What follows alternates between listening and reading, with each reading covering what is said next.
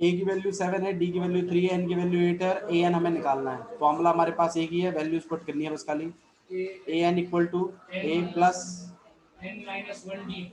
फॉर्मूले में कोई गलती नहीं करनी, यहाँ बीच में प्लस ही आता है। ओके ठीक है, ए एन निकालना है, ए 7, एन -1 और डी कितना है? मैंने कहा था पहले, सबसे पहले ब्रैकेट सॉल्व करना है, अगर सॉल्व हो सकता है तो 8 और -1 हो सकते हैं। कितना हो जाएगा ये? 7 और इंटू में 3। हाँ भाई पहले मल्टीप्लाई करते हैं, 7 3 सा और 21 प्लस 7। सिंपल है, बहुत सिंपल था पहला वाला। सेकंड वाला A N equal to A plus N -1 और डी। ए एन कितना है इसमें? 0। ए कितना है? एन और डी वो निकालना है, तो उसको हम डी रखेंगे ना। फर्स्ट वाला लिखो आप, फेयर में करोगे तो बनानी पड़ेगी, लेकिन जो सॉल्व करोगे तो ऐसे लिखना जैसे मैंने लिखा। यहाँ फर्स्ट डाल देना, इसको सॉल्व कर देना, फिर यहाँ सेकंड डाल देना, उसमें a d n a n की वैल्यू डाल के फिर इसको सॉल्व करो। ठीक है, वरना टेबल मत ही बनाना, कोई बात नहीं, इनको डायरेक्ट कर देना। ए ये है, डी ये है, एन ये है, ए एन निकालना है, ए ये है, डी ये है, ऐसे। अच्छा जी, सॉल्व कैसे करेंगे भैया? पहले मल्टीप्लाई होएगा डी 10 - 1 से। डी 10 - 1 से पहले 10 - 1 सॉल्व करो। हाँ जी, यहाँ -18 और यहाँ 9 और यहाँ डी। अब हमें डी निकालना है, -18 को उधर फेंक देते हैं, प्लस का हो जाएगा, यहाँ 9d, डी को अकेला कर देंगे। 18/9। वेरी गुड, 18/9 काट पीट के कितना आ जाएगा? 2। तो डी की वैल्यू कितनी होगी? सिंपल है, यशिका ठीक है। ओके थर्ड देखिए, थर्ड वाले में ए नहीं पता, डी पता है, एन पता है और ए एन पता है। आइए सॉल्व करते हैं इसको। A N equal to A plus में एन -1 और डी। ए एन कितना है? -5। ए कितना है निकालना है, एन वेरी गुड -1 और डी कितना है? Multiply by -3। अगर मैं यहाँ सिर्फ -3 लिखूंगा तो एक प्रॉब्लम है, हम ये सोचें कि शायद मल्टीप्लाई नहीं है, वो माइनस में है। अगर मैंने यहाँ मल्टीप्लाई नहीं लिखा, सोचो ना, अगर मैं मल्टीप्लाई ना लिखूँ, यहाँ सिर्फ -3 लिखूँ तो कैसा लगता है? ये इसके बाद -3 है, जबकि ऐसा नहीं है, बल्कि मल्टीप्लाई में है वो। तो हम यहाँ पर मल्टीप्लाई दिखाएंगे उसको कि मल्टीप्लाई है हमारा। सबसे पहले ब्रैकेट सॉल्व करेंगे, 18 - 1 कितना हो जाएगा? 70 इंटू -3 लिख सकते हो, लो ठीक है। मल्टीप्लाई करिए, कितना हो जाएगा? 51। तो -5 ए माइनस का 51 प्लस माइनस माइनस। अब इस माइनस को हम उधर फेंकेंगे, किसका बन जाएगा ये? 51 में से 5 गया 46। के की वैल्यू कितनी गई? आया यश, ठीक है।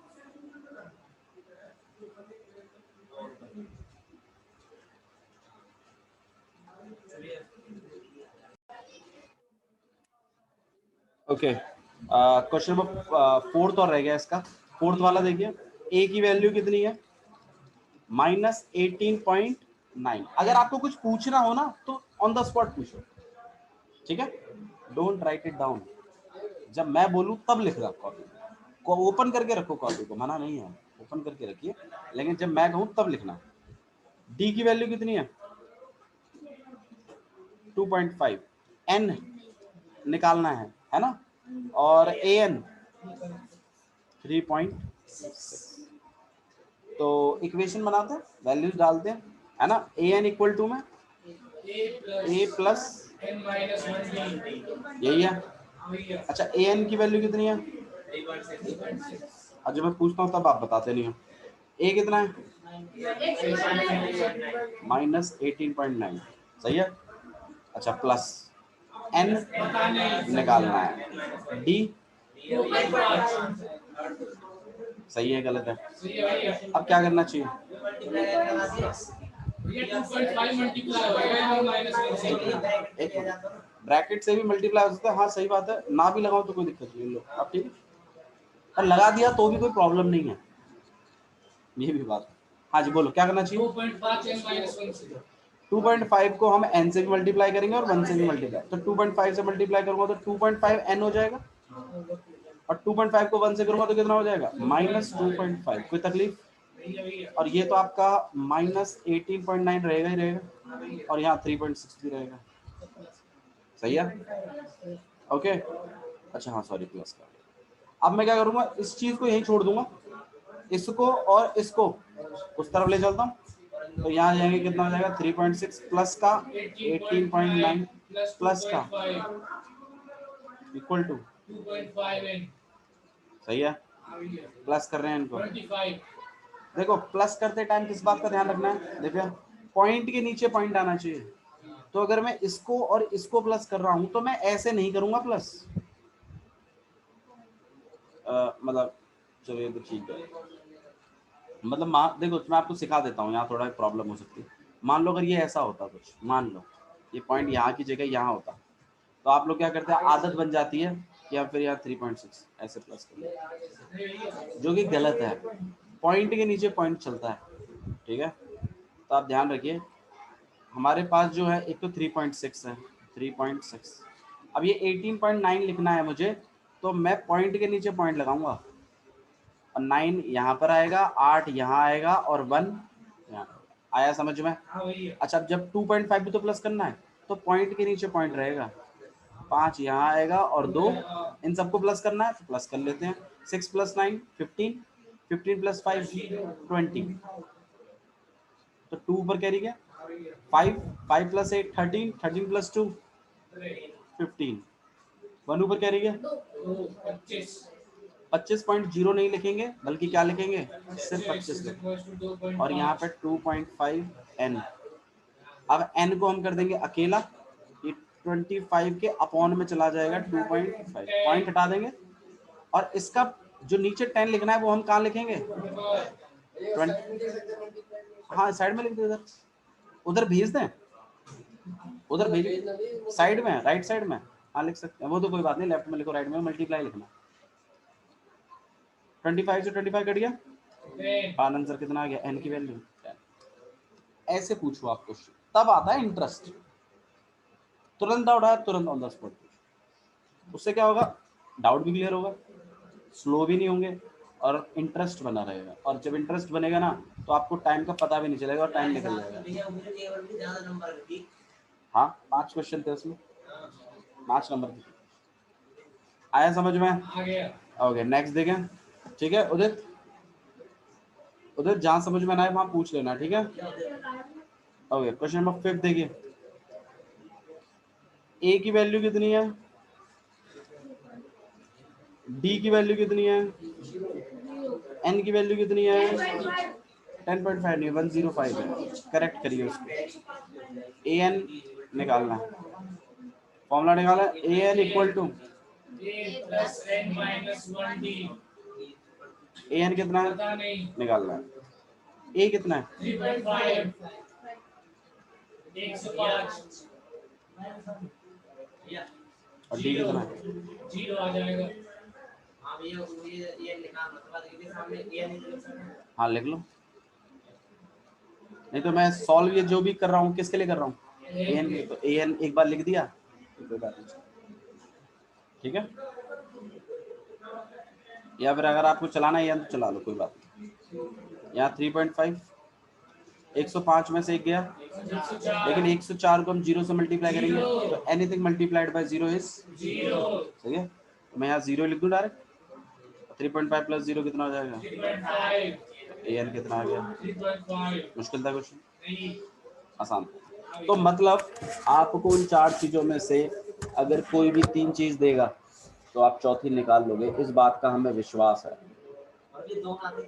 ऐसा नहीं होगा क्वेश्चन, ऐसा होगा नहीं, 4 में से कोई 3 देगा, एक नहीं देगा, ठीक है? क्वेश्चन नंबर 2 देखें, देखिए आपका मनपसंद क्वेश्चन है, क्वेश्चन नंबर 2 लिख रहे हैं, चूज द करेक्ट चॉइस। भैया हाँ जी, जो 5.1 का फर्स्ट क्वेश्चन दे रहा है उसका क्या उसको रहने दो, वैसे क्वेश्चंस नहीं आते, वो क्वेश्चंस आते नहीं एग्जाम्स में। चूज द करेक्ट चॉइस, आपने सही आंसर को चूज करना है। हाँ जी, 30th term of the AP. हाँ हाँ पूरी भर लाएगा, चिंता मत कर, तुझे प्यासा नहीं बनने देंगे हम।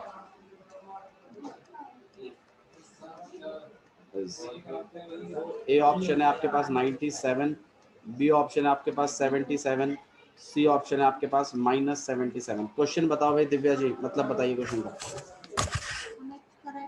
हमें करेक्ट आंसर को चूज करना है इनमें से। क्वेश्चन क्या पूछा गया है, तीसरी टर्म बताओ इस एपी की, तो मतलब हमें कहीं ना कहीं 830 निकालना है भाई। तीसरी टर्म पूछ रहा है हमसे और 3 आंसर दिए हुए हैं, 97, 77, -77। बताओ कौन सा आंसर सही है। तो हम क्या करेंगे, हम पहले तो इस एपी को ही लिख लेंगे। अच्छा, अगर आपको एपी दे दे तो क्या क्या पता चल जाता है वो सुनो। एक तो ए का जुगाड़ हो जाता है,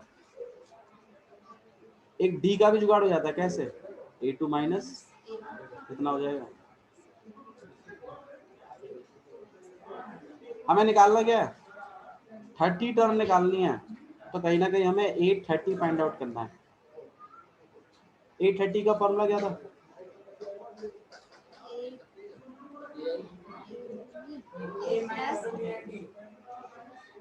प्लस A प्लस 29D।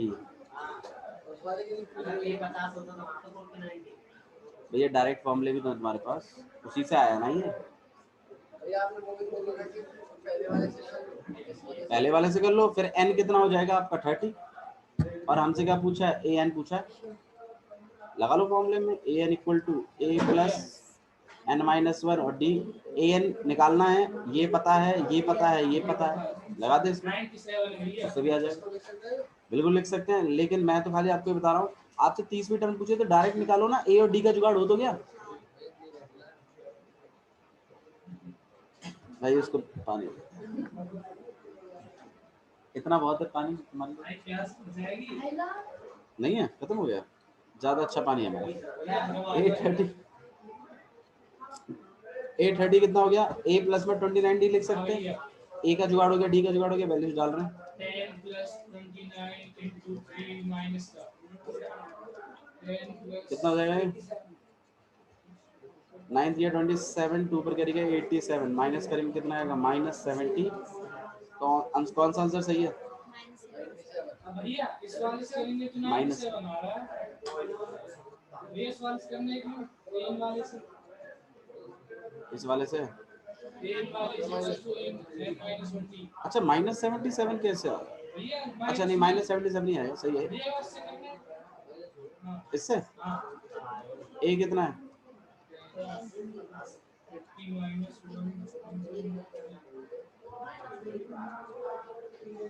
एक ही बात तो है यार, क्यों बात कर रहा है वैसे। आए भैया समझ जाती भैया ये इसी से बना है, क्यों नहीं मान रहे हो आप भैया लोग। समझ गया मैं गलती कर दिया। अरे तो इतना फटाफट साइन ना देखो। अच्छा एक चीज और देखिए, यहाँ गलती करी होगी आपने, कि प्लस का 3 चला दिया होगा यहाँ पे। ध्यान देना है, एपी गिरती हुई थी, डी नेगेटिव होगा। अच्छा कुछ बातों का और ध्यान दो, एक कंसेप्ट सीखो आप लोग। सबसे पहला, एपी में अगर कुछ भी पूछा है तुमसे, कुछ भी पूछा है, तो 2 चीजें निकालनी बहुत जरूरी है, एक ए और एक डी।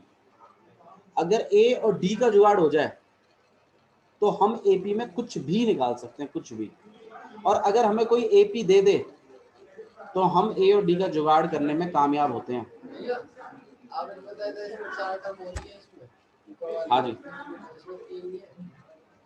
तो उसने आपसे पूछा भी तो है, तीसरी टर्म 30th टर्म, तो एन भी तो दे दिया उसने। ए और डी का तो तुमने ए बी से जुगाड़ कर लिया, 30वीं टर्म पूछी थी उसने, तो एन भी तो बता दिया आपको। ठीक है, नेक्स्ट क्वेश्चन देगा, देखिए इसी एपी में इस नेक्स्ट वाला क्या पूछा है। मैं आपको अभी क्वेश्चन करने के लिए दे रहा हूँ, क्वेश्चन करो। ये रही AP -3 -1/2 2। पूछा है इसकी 11वीं टर्म बताओ, क्या बताओ इसकी, निकालो।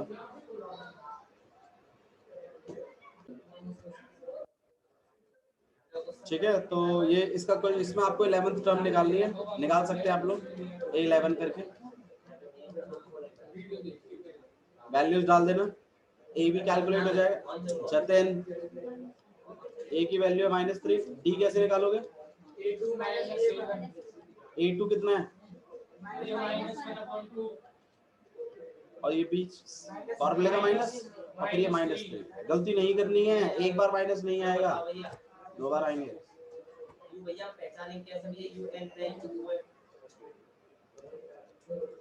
मतलब से मैंने आपसे क्या बोला, ये एक AP है, या मैं 11वीं टर्म बताऊं तो N कहा हो, या मैं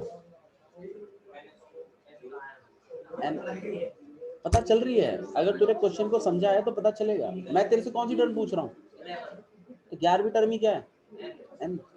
जो पूछ रहा हूँ वो N है।